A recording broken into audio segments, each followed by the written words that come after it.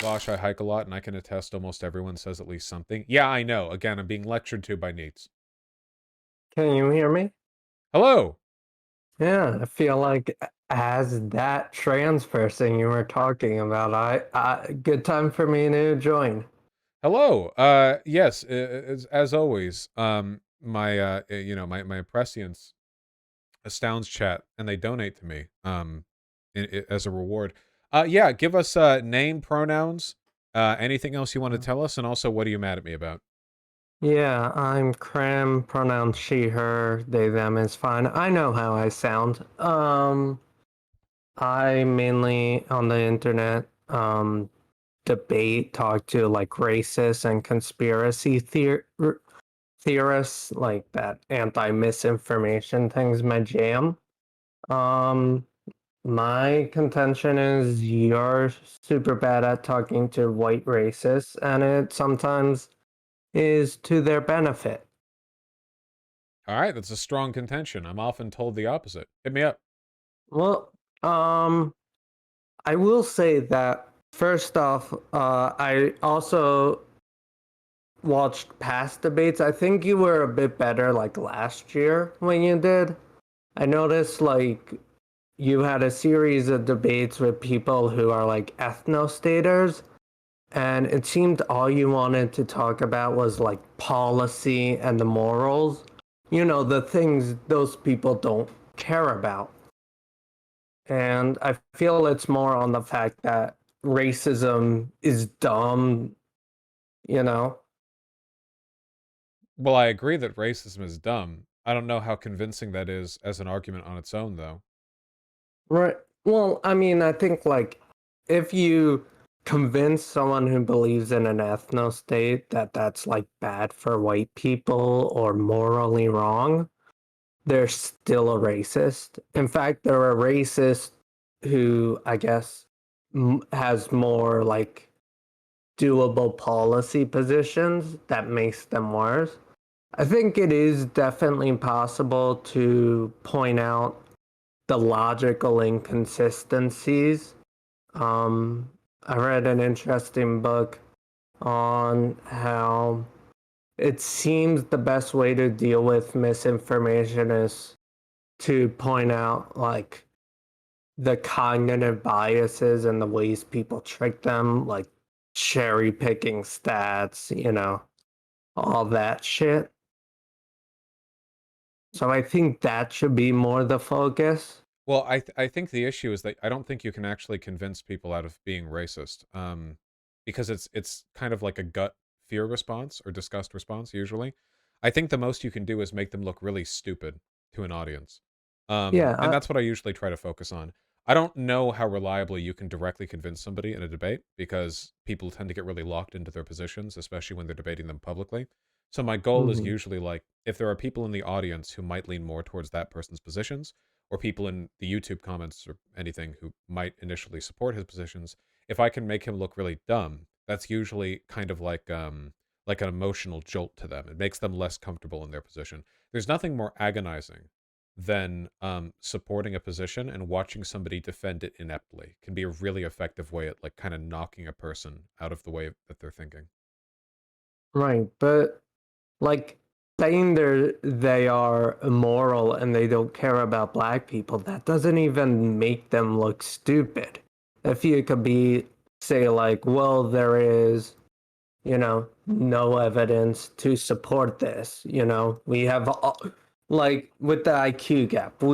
IQ was popularized to for white supremacist purposes. And for the past 100 years, we just have more and more evidence of all these environmental factors and none on the race factors, right? These people try to think like they're the arbiters of truth and logic.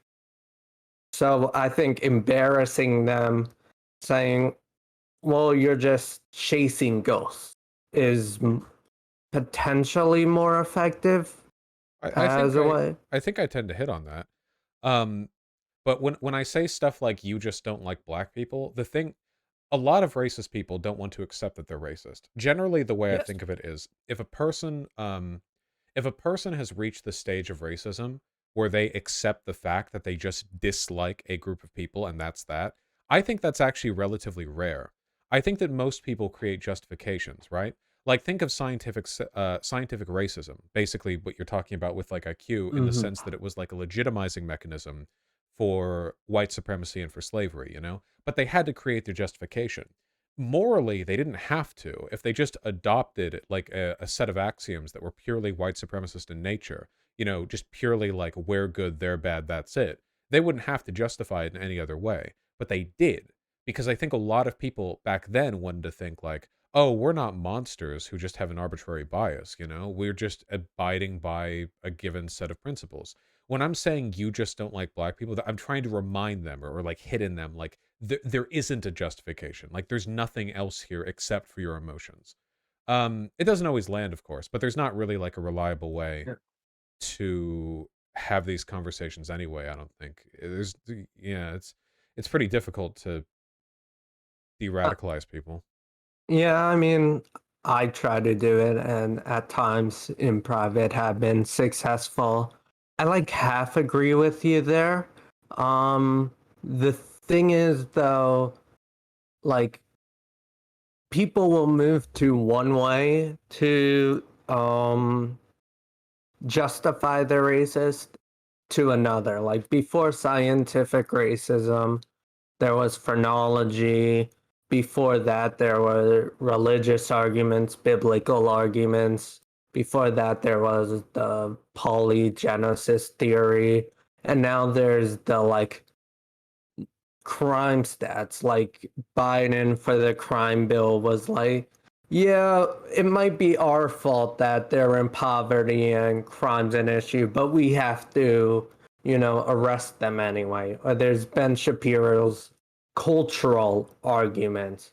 So I feel like by saying, okay, the scientific racism is debunked, you don't like black people, they'll be like, okay, and then come up with another justification because you're not leading them to how they got those bad points. But they'll If, never listen to you if you open with that.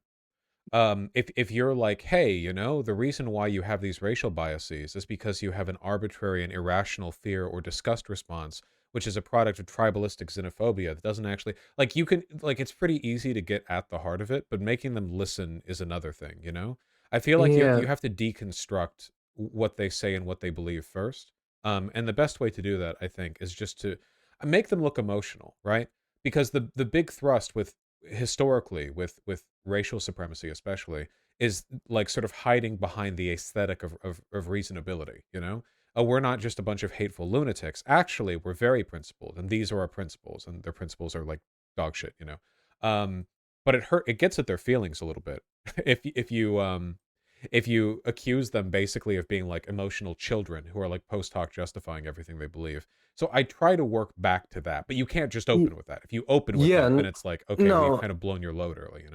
absolutely. I mean, that's why I think it's important to go with it of like, okay, prove to me you think black people are stupider. Why do you think that? Have them push themselves into the corner. Like I think I've tried all different tactics talking to conspiracy theorists. I think it's very similar to racism, where approach it from like, okay, I'll hear you out. Show me your evidence, and obviously their evidence won't add up. And if that's their best argument, I feel like you try to like put words in their mouths. You say, "Oh, you just don't like black people," instead of cornering them into, you know, running through all their bullshit justifications. I tried to. And What's the by last doing, argument I had with a racist? I'm trying to think. uh, I remember there was one on that Papa Fesh guy's thing where it just Oh, ended well, with that guy was too him. retarded to even talk to. Well, That's yes, well, yeah. Past the yes. point, all you can do is insult them because they're so flagrantly like The problem, like, you need, Yeah. it's like trying to box somebody, except like they're actually an amorphous gelatin puddle on the ground. I don't know if I would win a boxing fight against a jelly puddle on the ground, because I don't even know if I could hit them above belt. Like, it's Mhm. so, you know what I mean? It's really difficult. It's difficult to find good racists to debate, because it is an ideology that sort of lends itself towards being an idiot. Actually, I no, actually, I think I'm wrong on that. The smart racists won't debate in it. That's what I actually yeah. think. The smart ones know that they're aware of the fact that this isn't something they can stand up to, like, directly. So they won't debate it. They hide behind euphemisms and will never actually open up directly about what they believe until after they have the social power to just have you killed or jailed. Yeah. At which point they don't I need to mean, debate you. I think like the most harmful racist and the smartest is Ben Shapiro. I think Shapiro's worse than Fuentes. Which one's trying to debate you? You know, I agree with you there. Yeah, in terms of broader harm done, yeah. Though Yeah, eventually people, like, if things go far enough down the road, people like Ben Shapiro won't be around anymore, and people like Fuentes will be like communication leads. So, like, right now in an ostensibly liberal society, people like Ben are on top. But if things go far enough down the road, then people like Ben can no longer be on top for a variety of reasons. Um, so it kind of depends on, like, what stage you're in, you know. But to be yeah, clear, Nick Fuentes doesn't want to debate me either. Nick Fuentes just wants my attention. He wants me to call him his special little PogChamp. I've seen the guy debate. It's not like he has any, like, ideas he wants to contend with. You know, he just yeah. wants to talk. I mean, yeah, he lost the debate to Destiny once. That shows how low he is. Destiny used to be But quite a good advocate for anti-racist positions. I but assume he yeah, still is when he's not feeling spiteful against the left in that moment. yeah, I'll move off this point. I just want to say I just feel like also if you don't focus on the logical issues, which I think are the primary things, if you can't really believe in an ethno state and that people are equal or there's no reason to, you know, but I think also by ignoring the logical issues, the fact based issues, that's when they can go and be like, oh, yeah, I was emotional, but, he didn't actually prove anything. Like, you know? No, I know. I mean, I agree with that. The biggest frustration that I have when it comes to talking with racists really is with the, like, too dumb to argue kind of deal, where it's impossible to make a good point unless your conversational partner is willing to give you a bit of room. Like, very basic stuff. Like sometimes, you'll like explain something and ask a leading question because you need them to answer it for you to continue with your point, and they'll just ignore what you've said and continue, like, saying their own thing, or they'll repeat stuff over and over. And in that environment, it's virtually impossible to actually, like, get anything. My conversation with Michael Tracy is another example where the motherfucker filibusters. I think like I talked with Michael Tracy, which past a point was just me insulting him and like making jokes at his expense. And I think I got this from an email where they said, like, "Oh, Destiny like tore into you for that conversation." And then Destiny had a debate with Michael Tracy that went the exact same way, and it was like, "Oh, now I see why Vaush just insulted him at the end." It was like, I will use my civil debate tactics to, like, uncrack, or to, like, crack this walnut or something. And it's like, well, no, it's Michael Tracy, like, and that's my feeling, right? Like, it's Michael Yeah. Tracy, you know. Um, Yeah. I mean, there's only like, so much you can do with working with that clay. yeah, I mean, I think it's just like, again, I'll move on to a related point, I guess, which is I also think that sometimes some of your arguments are bad or you are just misinformed.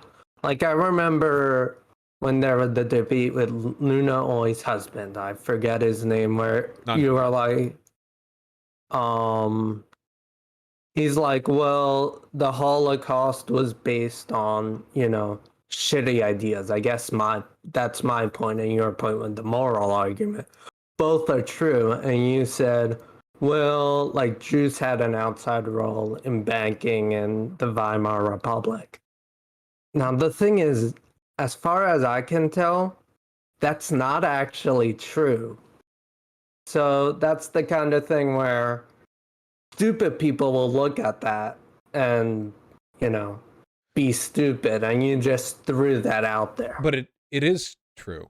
The problem that I Um, had was that non-compete was rejecting moral like, analysis. yes. He was saying that he just used material analysis, which is an analytical like framework, not Mm-hmm. a moral system. And he was saying like, well, the Nazis were wrong to do the Holocaust because they were wrong in what they said about the Jews. So I said, okay, so what if they had been right? The Jews did have like a disproportionately large presence in the banking sector, which they did. Yeah. You can find that on the Holocaust Memorial website. There are Mm. like reasons why that happened. It's not like conspiratorial or anything. It also didn't give them any real social power, you know, like obviously. Yeah. Um, Yeah. I. but the problem, but he couldn't engage with that because he was objectively Mhm. wrong, because like his framework, like, so the logic then would be like, oh, so okay, well, if the Nazis had that point, then would that mean the Holocaust was justified? Obviously not, but he couldn't even answer that. I mean, yeah, in retrospect, if you were able to be like, well, if it was true, would the Holocaust be justified? But of course, he just, tried to take the moral high ground by leaving. Yeah, but he couldn't have answered that. Yeah. He was trying to argue that you can arrive at conclusions without a moral framework, which is not possible. It's not, that can't be done, you know? Yeah, We I shouldn't even mean, be talking about ethics. I feel like then we come to a point of why are we talking about the ethics of a non-existent thing, you know? Like, it The feels Holocaust? like well, no, not the Holocaust, but like at that point, you can go either with the ethical stance or the factual one, or both. But the factual doesn't matter Yeah. when it comes to making prescriptive arguments, right? Yeah, With the yeah, right no, axioms, that's you that's can, true. because like obviously my position is that the Nazis were going to go after the Jews no matter what. There was nothing the Jews could or could not have done. They were the scapegoat. It had nothing to do with what they were. Um, and that the personal, like the real ideology of the Nazis was completely disconnected from material reality. It was purely like a tribal thing. Our group good, their group bad, and everything else was kind of downstream. They were anti-empiricist. Um, Yeah, but the way it's non-compete was talking was almost like a validation of that framework, because it suggested that the Nazis were operating out of some kind of material consideration, that like their bias against Jewish people was informed by like, or uh a misunderstanding. Like that's how he framed it. It was from him. It was right. like, well, they were wrong about the Jews. The Nazis knew that they were wrong about the Jews. They just didn't care. Like they knew they would make stuff. There are internal Nazi documents of them like, well, what do we say now? Like they knew they were lying. The issue wasn't that they were misinformed. The bias began before that, which means you have to get at Yeah. the ethics, you know? Well, related to that, you also on one of your streams, um, and this actually plays into this really well, said something else that definitely was wrong, was that the Nazis didn't use IQ tests because Jews scored higher. And that's wrong on so many reasons. First, they killed people based on I intelligence tests. I don't know if they were intelligence quotient tests, but there you go. The T4 program, they used that to kill people. And on those intelligence tests, as well as the American ones at the time, Jews scored lower because intelligence tests are fucked and they were made to justify that killing. Um, the the IQ tests specifically, I'm pretty sure, were favored by a lot of the Ashkenazi Jews who took them, in large part because, well, I mean, if you have a predominant, impact on the banking sector, a lot of Jews were well educated. Jews had to live in cities because European peasants at the time in like German villages would just fucking burn them. Not really, but like if you're like an oppressed minority group, you want to live in a city. It's the same anywhere. So they tend to be more educated and la di da da. Um, so Right, they but they tended to do did. better on the IQ test. The So, Nazis did use intelligence tests, but the IQ ones specifically were not biased in their favor. They Mm, created other tests, I believe. And I well, don't think IQ tests are inherently created out of that bias. I think the IQ test is like an adopted form of a military. It was like a military aptitude no, test. no. What it was in France. Alfred Binet was contracted by, I think, in Paris, the schools, to figure out who needed extra help, who would have like a learning disability at the time. They wouldn't All call right, it the that. special ed classes, And yeah. yeah, and he and someone else who worked on it were like, okay, it's for this reason, no greater population thing. Then these eugenicists, racists at Stanford picked it up and developed it, and they had the idea that immigrants will do worse, black people will do worse. So instead of that being showing bias in it, because those things happen, Ashkenazi Jewish immigrants scored much lower than the American white population. Um, and they're like, well, this is fine because that's what they expected. The military tests were somewhat related, but came after that. And so basically, they used that to justify um, kicking it, or I guess not letting in Eastern Europeans, a lot of which, because of this, demographics of those countries, were Jews. So, like so a lot of the questions were cultural stuff. Like for the Nazi ones, they would ask, who's Bismarck? What is the meaning of Christmas? And that's how, like, if you're doing an isolated population, um, I guess intelligence testing can work. Like, if you did it of like all the, you know, in Beverly Hills, in that school, that works. But then they intentionally made it cross population to do that. I get If I that would makes have to sense. look into this more than from what I've seen, I my understanding is that the Nazis disfavored IQ tests because they were less partial than what the Nazis wanted. The Nazis didn't want a real intelligence test. The Nazis wanted like an intelligence test that actually measured how like Aryan you were. Like they Well, wanted a big red button they could hit, and like all so the Germans would hit it, and it would go, "Wow, you're very smart." And then if anyone who wasn't like blonde haired, blue eyes hit it, it would go, "Wow, you're uh, dumb." And that's what they yeah, wanted. That was the science I they wanted. mean, when you said it, I tried to look it up. All I could find was not a historian, but an author who apparently um, got the initial testing questions from the U.S. Holocaust Memorial Museum, I think, where it was that they had those like cultural questions. And from what I understand, that was very similar to the American test as well. You Okay, know, I what is an objective intelligence test? You know, well especially on kids who don't know math. I'm not There's disagreeing with that. I was only making the argument that the Nazis weren't favorable towards it. From Wikipedia here, it says Adolf Hitler banned IQ testing for being Jewish. real, Um, really in what the Wikipedia page. history of Uh, the race and intelligence controversy. hmm. So I just proved I was wrong. Well, I've been on this page and fuck. Which section? if you Control F banned, it'll be the first thing, or I guess the only response on the page. Um,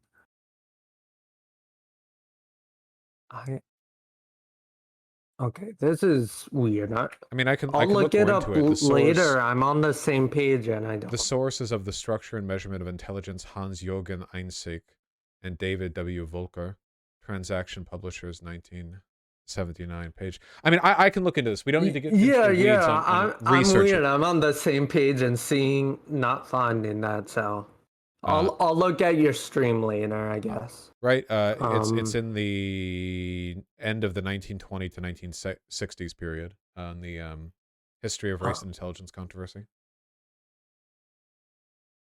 oh, I I see. I was on race and intelligence, not history of race and intelligence.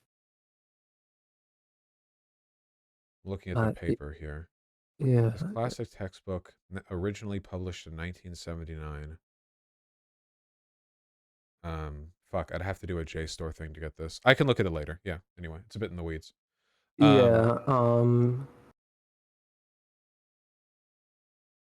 Yeah. Yeah. From. I mean, I think it's like, yeah, Hitler did it for being Jewish, but it says earlier up that they praised the Third Reich for sterilization laws, and well, so I'm not arguing that stuff like yeah, I intelligence tests think haven't been used being by eugenicists. Jewish, I don't necessarily know if that means like they did better. I know the U.S. ones they did not, because that's like one of the big things for saying, well, the genetics of IQ tests, that genes don't really seem to play much of a part. I'm not familiar with that Uh, particular bit of history.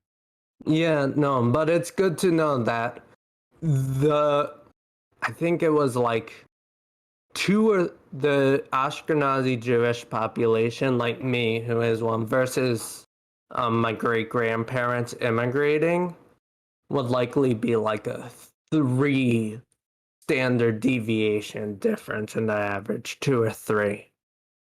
And obviously, like for me, for example, or most people, they would put in that there's not like a huge genetic mixing. No, I'm familiar with the Uh, way this stuff was yeah. biased, you know. But again, I'll look into it more in the future. Um, Yeah. was there anything else that you wanted to hit me on? Yeah. No, I think that was it. I mainly wanted to say that I feel like that. Oh, yeah, there was one other thing, which is with crime statistics as well. Um, and I guess with IQ, you you focus more for obvious reasons on like the sociological side, like you know, crime statistics put black people higher than white people in general because of urbanization, poverty, etc. There is more to it than that. Um, and I think it's important to point out, like with the IQ and with the crime statistics are mainly, law enforcement statistics, prison statistics, stuff like that. I think it is important to point out how the statistics themselves have been, at least in the past, intentionally made to portray things a certain way. Well, yeah, but so Yeah. this is about like, well, where are you going to focus your energy, right? Mm-hmm. If you can sit a racist down and you can be like, okay, so here are the ways in which biases can influence like the validity of the statistic. But a lot of them are only going to hear you like ignoring the statistic. Racists are used to like screaming 1350 and then the liberal like cowers, unable to accept the truth, or they deny it outright. I find it's generally better to just accept the statistic at face value, even though it's not fully accurate, and then deconstruct it as is, because it gives them it doesn't give the impression that you're running from the data they're providing. You don't want, because you don't want them to roll their eyes and go like, oh yeah, okay, let's hear about how this isn't real, libcuck, you know, because once they get in that state, it's really really really difficult to get them to pay attention to what you're saying, you know. Yeah. I mean, I guess it all goes back to, I think it's like attack their sources and not them. I think is a good way to summarize all my arguments is like go like, well, you know, there is there uh, I mean, saying like they're trying to trick you does come as attacking the person's intelligence. Then again, so does saying they're stupid. Well, you have to So, attack them, right? Because my goal is never to convince them. yes, My goal is to convince people watching. So attacking them can make them look weak. true. Yeah, I would like to see you focus more on like um the not the arguments, but more like the justification. Like, why why does someone who believes that they are logical, you know, fall make these illogical arguments? And one answer is, of course, I guess racism makes them stupid versus racism. There are people trying to take advantage of that, you know? Well, yeah, but I think this is a bit I feel reductive. like at this There are point always different ways to. I'm like saying the same thing two different ways, Well, so I I get the apologize point you're for coming that. at. The problem is we just haven't had that many racism debates lately. But if we have more in the future, I guess we'll have to see how the tactics evolve. Yeah, Because it's quite difficult to find people who are even like worth the time of talking to. They're right. so I mean, fucking stupid. that's why I go to like obscure discords and Reddits because, I'm not a content creator. I can do that shit. Yeah, not much of a benefit to Um, me doing that, I'm afraid.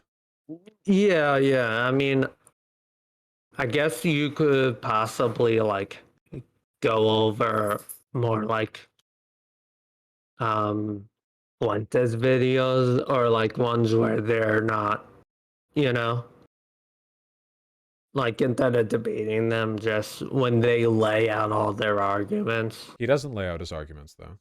True, Fuentes was a bad example. It's difficult to find people who are even He, worth the time. Either yeah. way, we'll see how it goes. I'm going All to right. hit on some more stuff before I subject my audience to watch me play boomer shooters. All right. I'll go then. Thank you.